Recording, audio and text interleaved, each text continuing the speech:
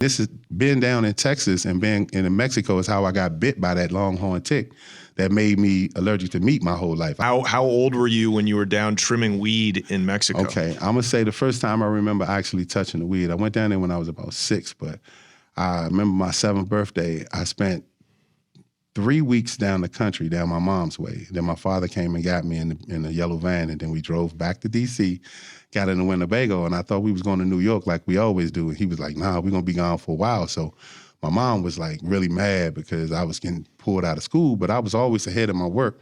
So my father would get the work sent, and I would get maybe a week or 2, but we would always stay for like a month and a half.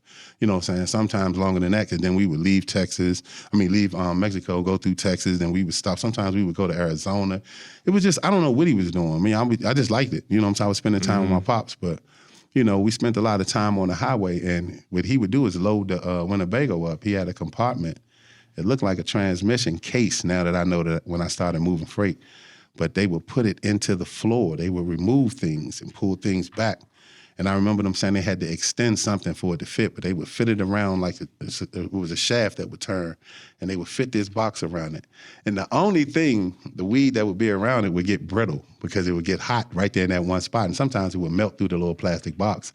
Later, they put it like a metal case in there, and I understood it now. It was the drive shaft, and it would just grind on it sometimes, and it would heat up the box. But anyway, my father would put hundreds of pounds of weed in, and they would shrink wrap it.